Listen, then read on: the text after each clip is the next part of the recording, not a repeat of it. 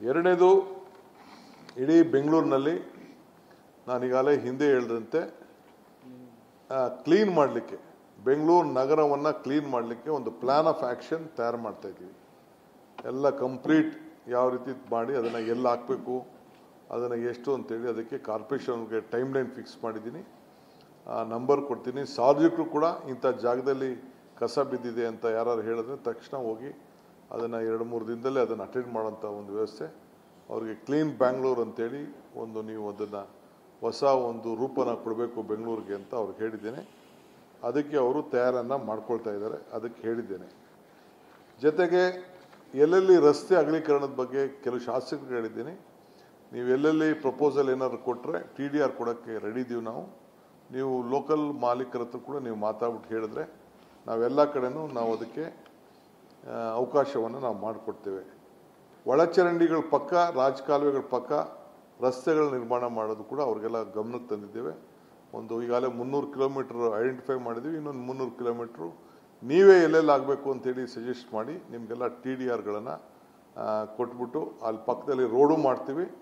ಆಗ road clean ಮಾಡೋಕ್ಕೂ ಅನುಕೂಲ ಆಗ್ತದೆ, ಸೇಫ್ಟಿ ಅನುಕೂಲ ಆಗ್ತದೆ ಅಂತ ಹೇಳಿದ್ದೀನಿ. ಆಮೇಲೆ ಲೋ ಲೈಯಿಂಗ್ ಏರಿಯಲ್ಲಿ ಇನ್ನು ಮುಂದಕ್ಕೆ ಯಾವ ಕಾರಣಕ್ಕೂ ಬೇಸ್ಮೆಂಟ್ ಕಟ್ಟಲಿಕ್ಕೆ ಬಿಡೋದಿಲ್ಲ.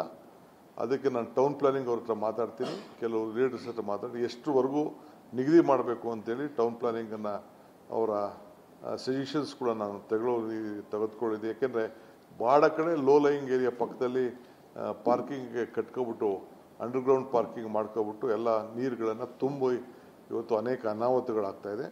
ಆ ದೃಷ್ಟಿಯಿಂದ ಒಂದು ಮಾಡ್ತಾಯಿದೆ. ಆಮೇಲೆ ಆಪ್ಟಿಕಲ್ ಫೈಬರ್ ಕೇಬಲ್ಗಳು ಮತ್ತು ಇವೆಲ್ಲ ಕೂಡ ಕೆಲವು ವಾಟರ್ ಲೈನಲ್ಲಿ, ಆಮೇಲೆ ಕೆಲವು ಸಿವೇಜ್ ಲೈನ್ಗಳಲ್ಲೇ ಒಳಗಡೆ ಲೈನ್ ತೊಗೊಂಡೋಗಿದ್ದಾರೆ ಅಂತೇಳಿ ಕೆಲವು ಶಾಸಕರುಗಳೆಲ್ಲ ನನಗೆ ಕಂಪ್ಲೇಂಟ್ ಕೊಟ್ಟಿದ್ದಾರೆ. ನಾನು ಅವ್ರಿಗೆ ಹೇಳಿದ್ದೀನಿ, ಎಲ್ಲೆಲ್ಲ ಆ ಥರ ಇದೆ ಎಲ್ಲ ಕೇಬಲ್ಗಳನ್ನು ಕಟ್ ಮಾಡಿಬಿಡಿ ಅಂತ ಹೇಳ್ತೀನಿ. ಯಾರು ಇಲ್ಲಿಗಲಾಗೆ ಆಪ್ಟಿಕಲ್ ಫೈಬರ್ ಕೇಬಲ್ಗಳನ್ನ ಹಾಕ್ಕೊಂಡಿದ್ದಾರೆ ಅದನ್ನೆಲ್ಲ ಕಟ್ ಮಾಡೋಕ್ಕೆ ಅವ್ರಿಗೆ ನಾನು ಹೇಳಿದ್ದೀನಿ. ಶಿಲ್ಟ್ ಕೂಡ ತೆಗಿಲಿಕ್ಕೆ ಅವ್ರಿಗೆ ಅದನ್ನು ಬರೀ ಅರ್ಧ ಕಿಲೋಮೀಟ್ರ್, ಅರ್ಧ ಇಂಚು, 1 ಇಂಚು, 6 ಇಂಚು ಅನ್ನೋದಿದೆ. ಅದು ಬಿಟ್ಟು ಪ್ರಾಕ್ಟಿಕಲಾಗಿ ಎಲ್ಲೆಲ್ಲಿ ಏನೇನು ಬೇಕೋ ಆ ವಾಲ್ಯೂಮ್ ಮೇಲೆ ತೆಗಿಬೇಕು ಅಂತ ಅಂದ್ಬಿಟ್ಟು ನಾನು ಅವ್ರಿಗೆ ಮಾರ್ಗದರ್ಶನವನ್ನು ಕೊಟ್ಟಿದ್ದೇವೆ.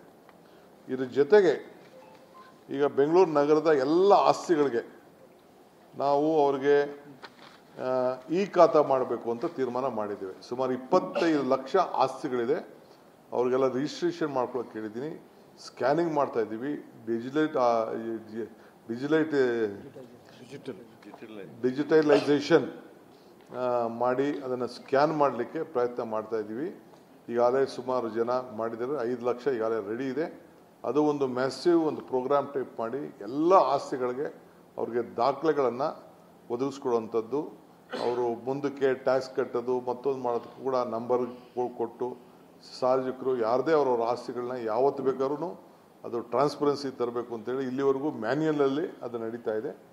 ಅದನ್ನು ನಿಲ್ಲಿಸಬೇಕು ಅಂತೇಳಿ ತೀರ್ಮಾನ ಮಾಡಿ ಅದು ನಡೀತಾ ಇದೆ. ಈಗಾಗಲೇ ಕೇಂದ್ರ ಸರ್ಕಾರ ಅದ್ರ ಬಗ್ಗೆ ನಮಗೆ ನ್ಯಾಷನಲ್ ಗವರ್ನೆನ್ಸ್ ಅವಾರ್ಡ್ ಕೂಡ, ಗೋಲ್ಡ್ ಅವಾರ್ಡ್ ಕೂಡ ನಮಗೆ ನಾವೇನೀಗಾಗಲೇ ಪ್ರಾರಂಭ ಮಾಡಿದ್ದೀವಿ, ಅದಕ್ಕೆ ಕೊಟ್ಟಿದೆ. ಅದನ್ನು ಫುಲ್ ಬ್ಯಾಂಗ್ಳೂರ್ನ ಆ ರೀತಿ ಮಾಡಬೇಕು ಅಂತೇಳಿ ನಾವು ತೀರ್ಮಾನವನ್ನು ಮಾಡಿದ್ದೇವೆ.